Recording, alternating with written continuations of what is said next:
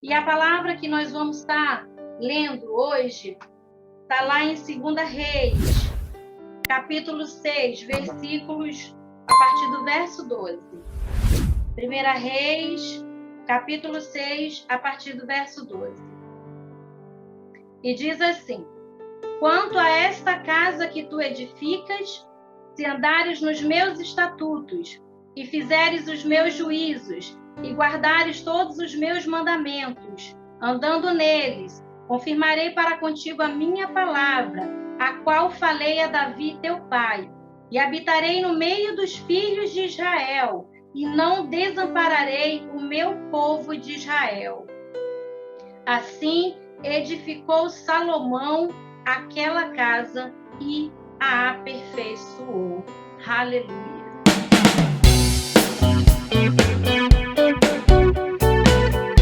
Aleluia.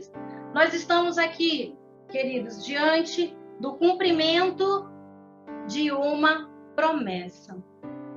Uma promessa que foi feita a Davi, mas que estava se cumprindo na vida de Salomão. Nós não sabemos, eu não sei exatamente o tempo que levou entre a liberação da promessa de Deus sobre a vida de Davi e o cumprimento da promessa na vida de Salomão. Mas Deus estava cumprindo. E eu quero dizer para você que há uma promessa de Deus para a tua vida. Há uma promessa de Deus para a minha vida. E às vezes, com o passar do tempo, a gente deixa a chama da nossa esperança se apagar e passa a acreditar que as promessas de Deus não vão se cumprir. Às vezes as dificuldades, às vezes os problemas que enfrentamos, às vezes o nosso desespero é tão grande que a gente pensa, Deus se esqueceu de nós, mas Deus não se esquece de nenhum de nós. Deus não é homem para que minta, para prometer e não cumprir. O Deus que eu sirvo, o Deus que você serve, é um Deus que promete, é um Deus que cumpre as promessas que faz. Aleluias. No livro de 1 Samuel, estava Davi na sua casa. Depois de já ter ele descanso, Deus ter dado descanso a ele, de tantas guerras, de todos os seus inimigos que viviam atacando Israel, e ele vivia lutando. Ele estava lá numa casa bonita, e ele olha à sua volta, e ele diz assim para o profeta Natã: olha, Natã, eu estou numa casa de cedro, uma casa bonita, segura, enquanto Deus está habitando entre cortinas. E brota aí o desejo no coração de Davi de construir uma casa para a habitação do Senhor. Aleluia!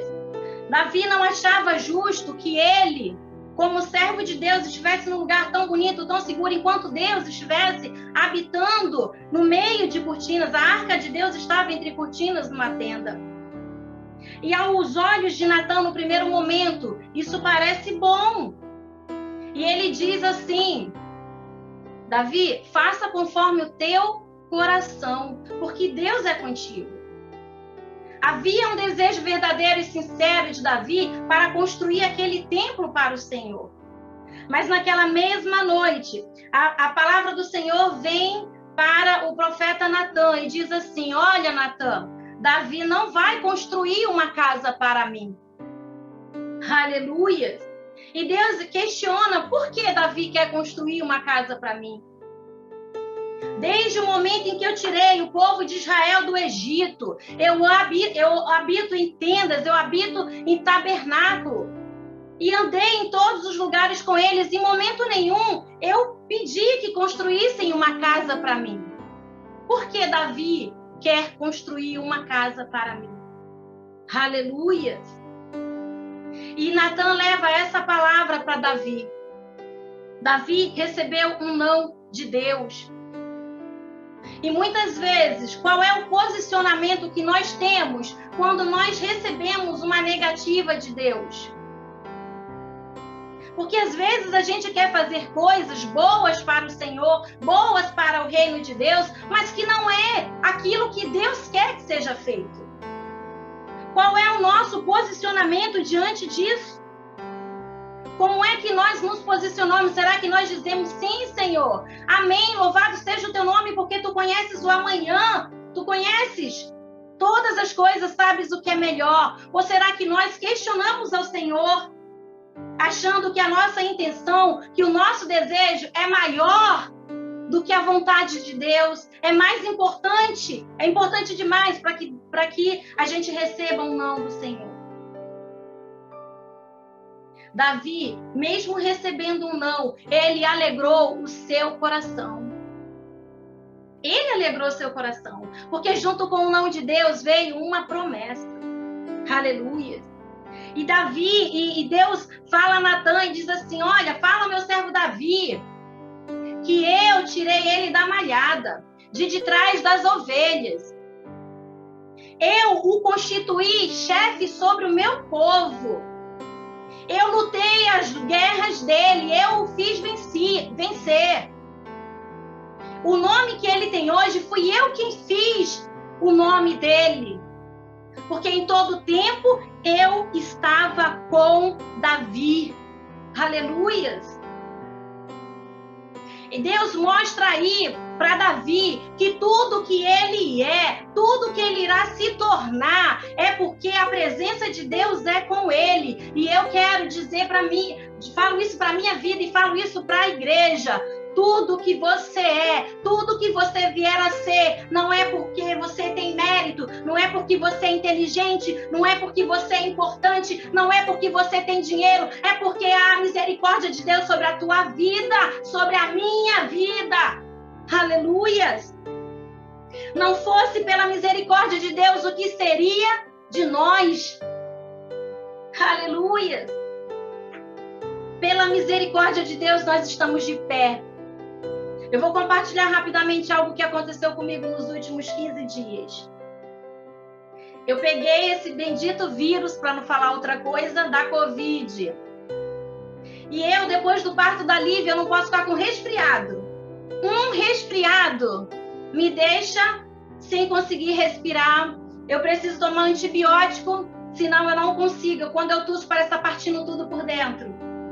E eu peguei essa Covid. E pela misericórdia de Deus, ela não atacou os meus pulmões. E eu tô aqui, ó, falando altão, ministrando essa palavra para vocês. Aleluias! Para você ver o cuidado que Deus tem com cada um de nós. E tantas outras pessoas que Deus tem dado livramento, não só de Covid, mas de outras coisas. Não fosse pela misericórdia de Deus, nós não estaríamos de pé. Aleluia! E Deus continua falando ao profeta Natã e diz assim: olha, Davi quer construir uma casa de cedro para mim, mas eu construirei uma casa para ele.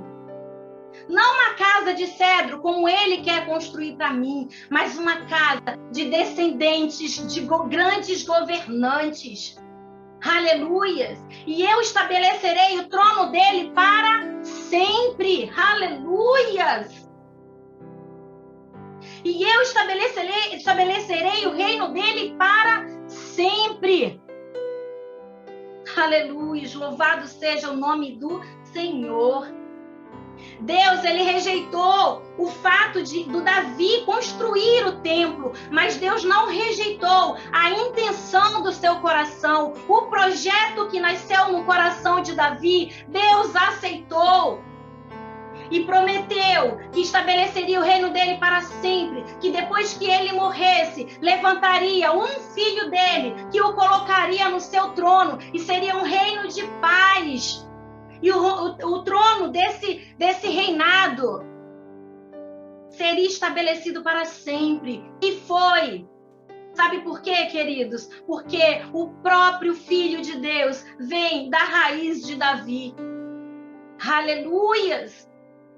É assim que Deus faz com cada um de nós, quando nós temos uma intenção verdadeira, quando nós propomos no nosso coração agradar ao Senhor.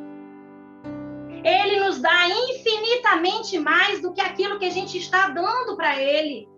Davi queria construir uma casa para que a arca do Senhor estivesse ali, a presença do Senhor estivesse ali, e Deus deu algo muito maior para ele.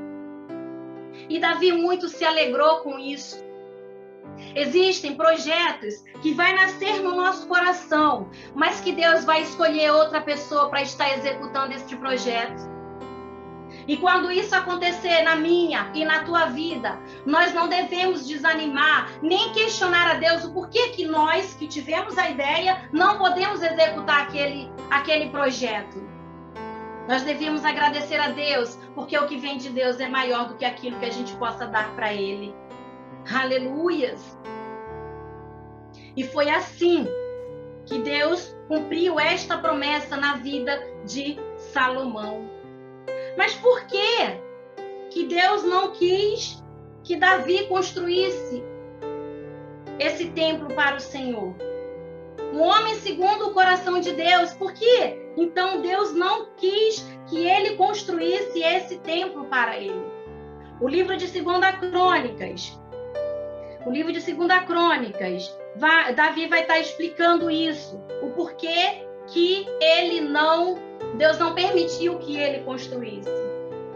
E a gente vê nisso daí o posicionamento de Davi diante da negativa de Deus. Davi, ele não desanimou, mesmo Deus dizendo que ele não construiria. Ele trabalhou nesse projeto até o fim, desde a planta desse projeto, deste templo, até o material. Tudo Davi trabalhou para possibilitar a concretização dessa promessa.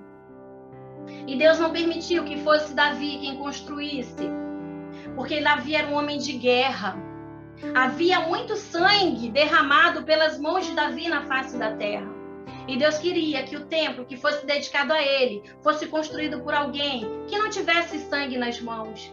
Não fosse alguém que tivesse um reinado de paz. E assim como o próprio Deus estabeleceu que seria o reinado de Salomão, ele o escolheu para estar construindo este templo para ele. Aleluias! Louvado seja o nome do Senhor. Mas eu gostaria hoje de falar de mais uma promessa de Deus para a nossa vida. Eu gostaria hoje de falar de mais uma casa, que é a habitação do Senhor. Nessa noite eu gostaria de estar compartilhando com os irmãos. Uma casa, toda casa, ela, quando é construída, ela tem uma finalidade. E a finalidade da construção de uma casa é para que ela seja habitada. Seja ela habitada pelo próprio dono que a construiu, ou se você constrói uma casa para alugar, seja o que for, o objetivo é que essa casa seja habitada. Quando a nossa casa é habitada por nós, pelo próprio dono, o que a gente faz? A gente cuida dela. A gente zela, mantém sempre pintada, mantém sempre com uma boa aparência. Não é assim que a gente faz? A gente cuida, deu um defeito ali, você vai lá e conserta. É desse jeito que a gente faz. Mas uma casa, quando ela fica vazia, quando ela deixa de ser habitada, em algum momento, ela não fica vazia na realidade, porque a casa foi feita para ser habitada. Então, você fecha a porta da sua casa, fica 1 ano fora. Quando você volta, começa a entrar as aranhas. E ela toma o teto com as suas teias. Depois começa a aparecer baratas, porque a casa está fechada. Não tem ventilação, não tem ninguém cuidando. Começa a aparecer barata. Com o tempo, dependendo do local onde essa casa seja construída, entre os rejuntos começa a aparecer formigueiros. E no final das contas, se tiver móvel dentro da casa, principalmente, começa a aparecer o cupim. Eu não sei se vocês já observaram como que é a ação de um cupim em um móvel. Você olha para o móvel e ele está com a mesma aparência, aquela aparência de bonito. Mas aí, se você olhar debaixo do móvel, o que vai acontecer? Você vai ver um pozinho. O que é esse pozinho? É a ação do cupim destruindo o móvel por dentro. E ele vai fazendo isso gradativamente, porque o cupim não entra hoje no móvel e amanhã ele está destruído. Ele vai entrando aos pouquinhos, ele vai comendo aos pouquinhos, abalando a estrutura daquele móvel. E com o passar do tempo, você encosta no móvel, ele é só casca. Aparentemente, ele está muito bonito, mas ele é só casca, só aparência. A estrutura dele já saiu toda, porque o cupim destruiu. Eu tinha uma mangueira aqui em casa, estava com uma aparência bonita, ainda estava dando frutos, já não era mais frutos tão bons, que ela tinha uma manga maravilhosa. Aí começou a ficar uma aparência mais ou menos, mas ainda estava verde, ainda estava bonita. A gente precisou cortá-la por causa da obra daqui da nossa casa. Quando nós fomos ver, dentro dela tinha um rombo de cupim que estava comendo ela por dentro. A gente não conseguia ver a ação do cupim lá dentro. Mas ele estava ali, destruindo ela aos pouquinhos. O que você quer dizer com essa ilustração? O que você quer dizer, irmã Jô, com essa ilustração aí de casa, de cupim? Eu quero te dizer, querido, que no passado, Deus, ele habitava em tendas, ele habitava em tabernáculo. Aí houve um tempo, como nós vimos aqui agora, em que foi construído um templo para a habitação do Senhor pelas mãos de Salomão.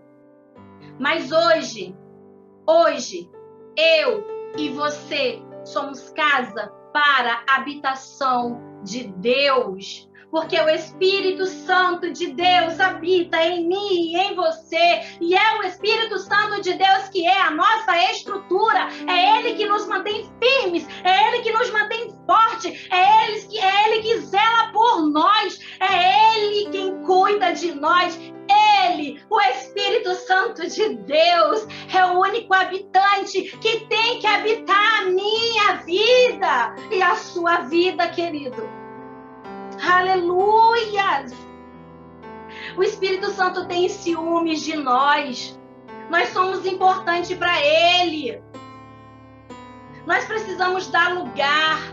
E junto com o Espírito Santo, porque nós somos lavados e remidos pelo sangue de Jesus. Então todo aquele que é lavado, remido pelo sangue de Cristo, ele tem a presença de Deus na sua vida. Mas só que Deus, além do Espírito Santo que está em você, ele tem uma promessa de poder para a sua vida.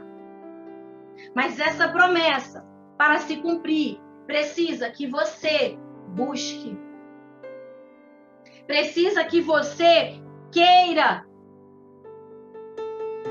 Para você estar cheio do Espírito Santo de Deus. Nós não podemos deixar o cupim entrar na nossa vida e ir nos corroendo, e nos destruindo gradativamente, porque é assim que ele faz. Sentimentos ruins, atitudes ruins, tudo que provém do inimigo, se você deixar entrar na sua vida, ela vai te destruindo aos poucos. E quando você menos vê, assim como aquele pozinho que vai saindo do móvel, que o cupim vai lá destruindo, a presença do Senhor vai se esvaindo da tua vida e de repente você é só capa. É por isso que você tem que buscar esse poder do Espírito Santo, para se encher da presença dele. No livro de Lucas, capítulo 24, versículo 49. Aleluia. Diz assim: e eis que sobre vós envio a promessa do meu Pai. Ficai, porém, na cidade de Jerusalém, até que do alto sejais revestidos de poder. Há uma promessa de Deus para a nossa vida. Há uma promessa de Deus de poder do Espírito Santo sobre cada um de nós. E essa palavra ela é confirmada lá no livro de Atos, no capítulo 1, versículo 4, que diz assim: e estando com eles, determinou-lhes que não se ausentasse de Jerusalém, mas que esperassem a promessa do Pai, que disse ele: de mim ouviste. Aleluia! Há uma ordem de Deus, há uma ordem de Cristo para a nossa vida, que nós devemos permanecer para que nós recebamos o poder do Espírito Santo. Não saia de onde você está. Talvez Satanás tenha colocado na sua mente que você tem que parar, que você tem que desistir, que você tem que sair da igreja, que você tem que sair. Não saia, permaneça, aguarde, porque o Espírito Santo de Deus virá sobre você. Aleluias! Mas para que eu quero esse poder? Para que esse poder? Aleluias! A primeira coisa, queridos, que nós precisamos do poder é para sacudir o jugo do medo.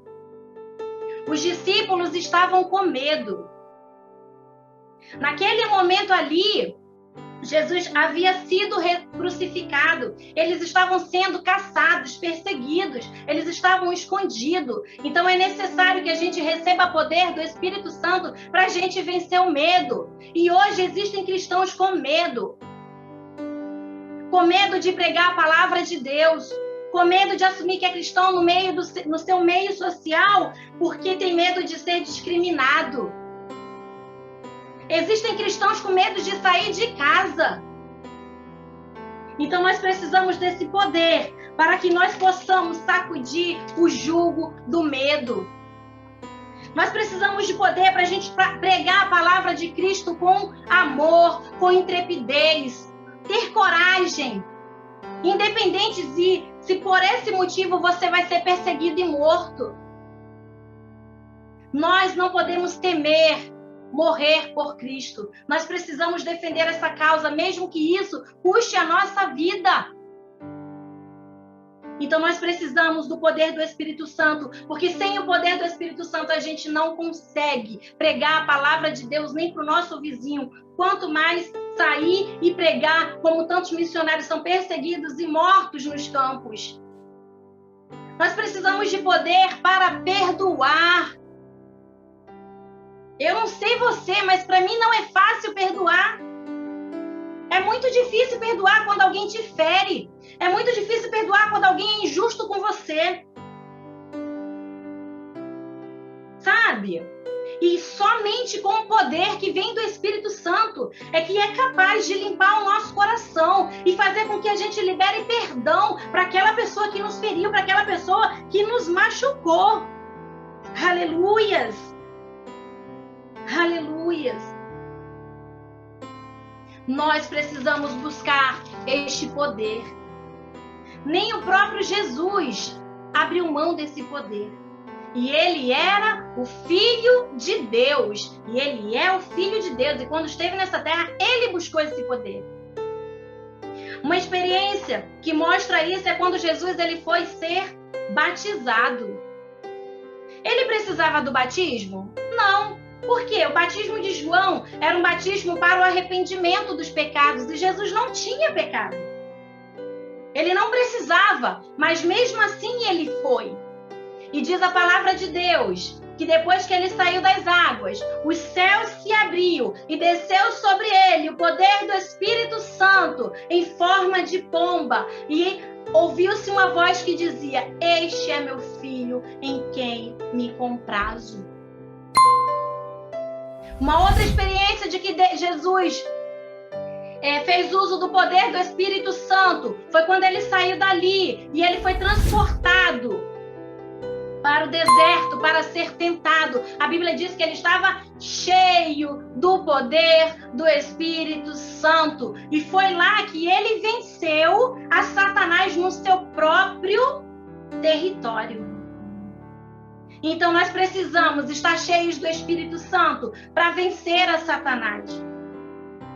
Porque ele não vai desistir de mim. Ele não vai desistir de você. E quanto mais se aproxima o tempo em que vai se cumprir, que Jesus vai voltar, mais Satanás investe contra a minha e contra a tua vida. Mas se Cristo não abriu mão desse poder, por que é que nós, como cristãos, estamos adormecidos? Por que é que nós, como cristãos, estamos parados no tempo, vendo as coisas acontecerem e não estamos buscando o cumprimento dessa promessa para a nossa vida? Hoje, Deus quer nos despertar. Nós precisamos ter muito mais do que a presença de Cristo em nós.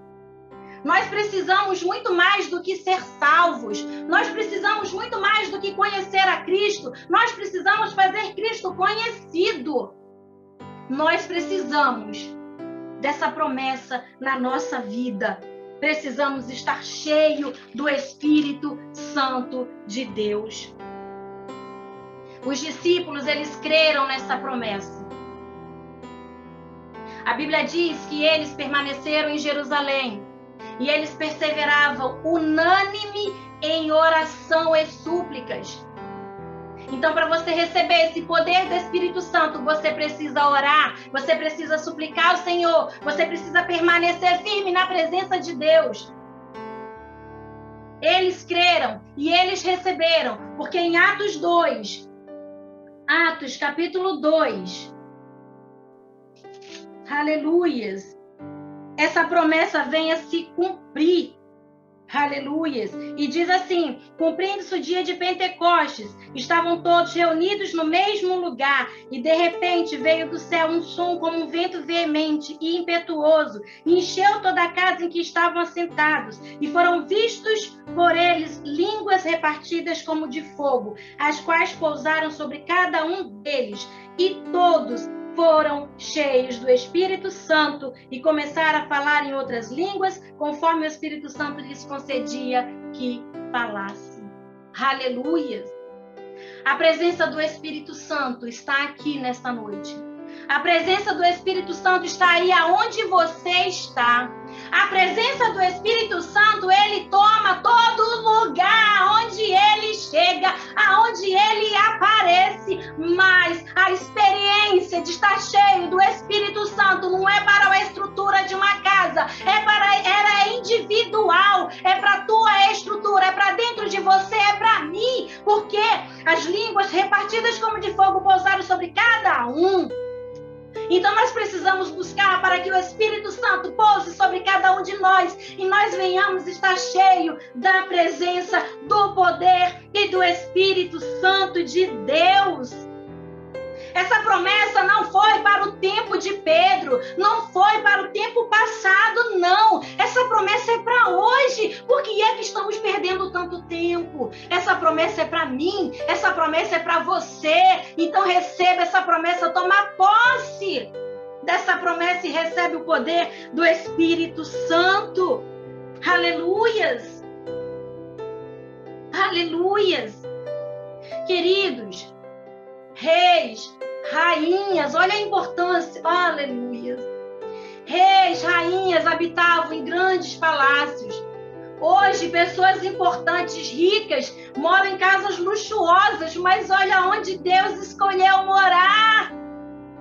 Deus escolheu morar dentro de você. Deus escolheu morar dentro de mim. Então nós precisamos valorizar isso e buscar a presença de Deus e nos encher cada dia mais. E eu quero, para finalizar, fazer uma pergunta para você. Você crê nesta promessa? Você crê neste poder? Você quer este poder para a sua vida? Não responda para mim, responda para você. Você crê nesta promessa, que essa promessa é para a sua vida? Você crê? Você quer esse poder sobre a tua vida? Um poder que vai te fortificar, um poder que vai te blindar, um poder que vai te ressuscitar.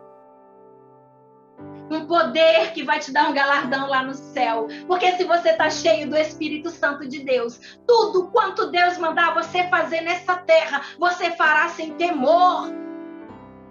Você cumprirá o propósito para o qual você veio para esta terra. Aleluias! Se você crê e se você quer isso para a sua vida, eu te convido a abrir o seu coração nessa noite.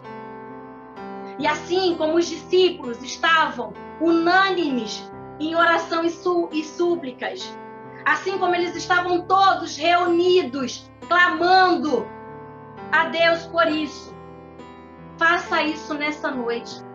Pegue a pessoa que estiver do seu lado. Se estiver sozinho, ore. Se tiver com mais alguém, pega essa pessoa e comece a buscar a presença do Espírito Santo. E você verá o poder de Deus sobre a sua vida. E se cumprir esta promessa. Em nome de Jesus. Amém?